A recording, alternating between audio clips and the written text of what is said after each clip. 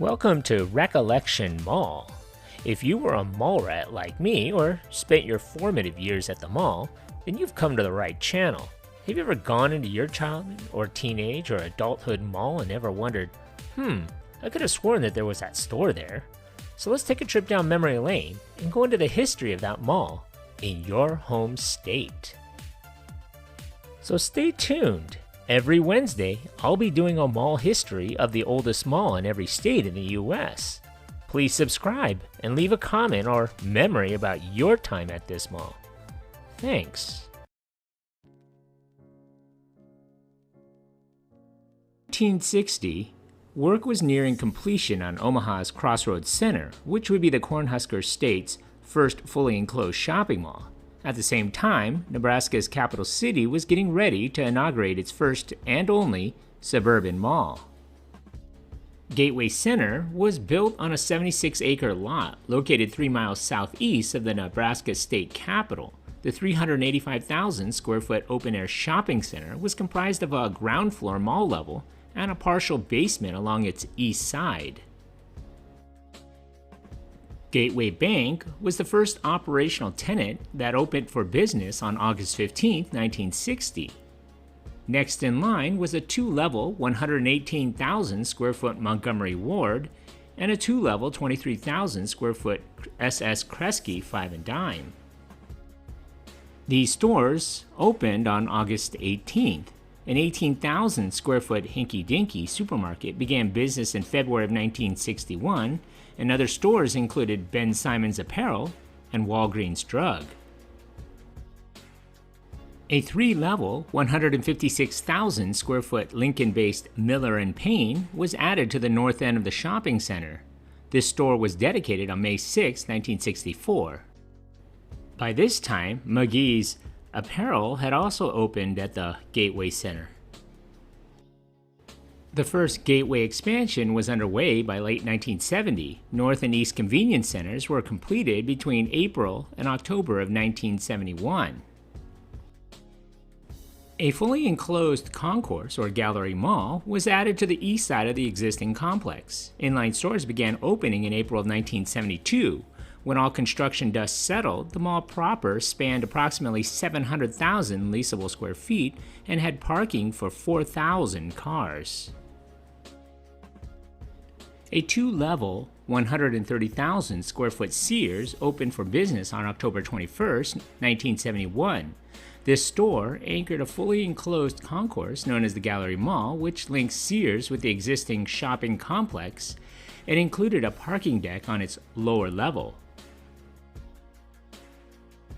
The first Gallery Mall stores opened in March of 1972. When fully leased, the new wing housed tenants such as Nebraska Clothing, Bostonian Shoes, B. Dalton Books, Exotic Imports, King & Queens, and Merle Norman Cosmetic Studio.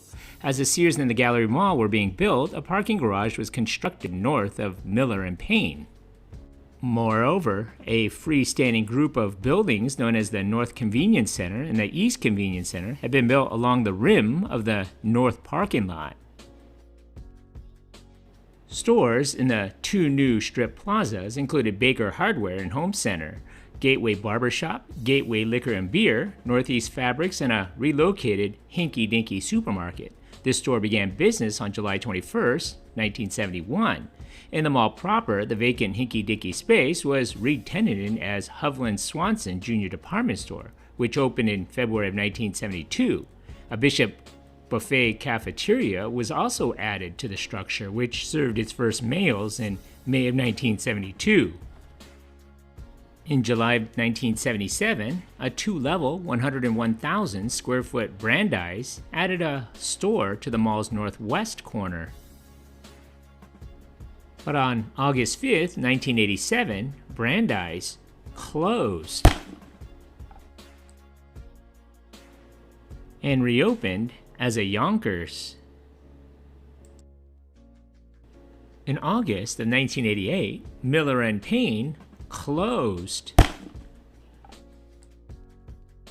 It would reopen as Dillard's.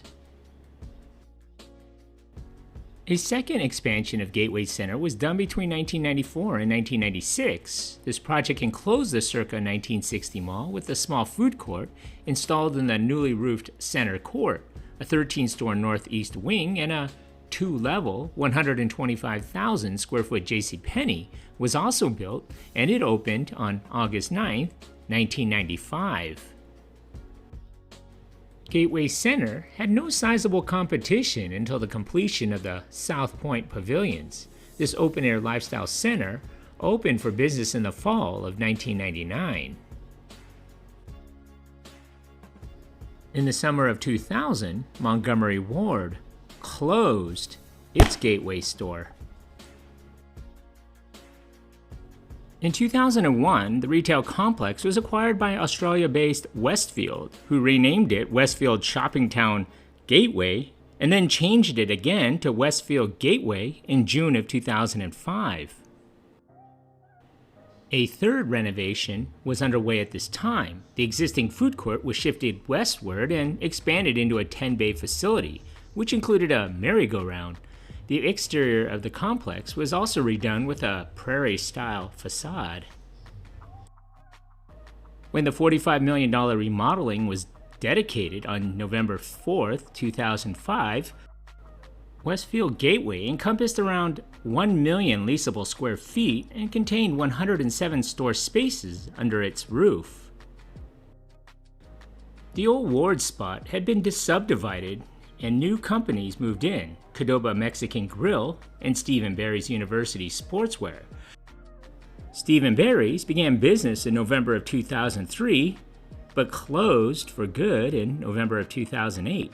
Its vacant space was leased to temporary tenants until a one-level, 23,000 square foot Forever 21 opened on June 15, 2013. Westfield sold the mall in June of 2013, the buyer being Starwood Retail Partners, an affiliate of the Greenwich, Connecticut-based Starwood Capital Group. The shopping complex received a new name: the Gateway Mall. A freestanding Granite City food and brewery opened in the southeast parking area in 2005. The store was closed in September of 2016 as plans were being finalized for a new Dick's Sporting Goods. The openings of these two new stores were followed by the closing of two mall anchors. In August of 2018, Yonkers closed. In March of 2019, Sears closed. The Rush Market, a home furnishing store, operated in the Yonkers space between May and October of 2019. On November 19, 2019, it was announced that Forever 21 would be closing, as well as part of the plan to close 178 stores nationwide. The store closed on November 23, 2019. In May of 2022, Starwood Capital sold the property to Washington Prime Group for $51.5 million. Today, the 900,000 square foot single-level mall is the largest shopping center in Lincoln with 107 stores. The mall's anchors are Dillard's, Dick's Sporting Goods, Round One, and JCPenney. What do you remember about this mall?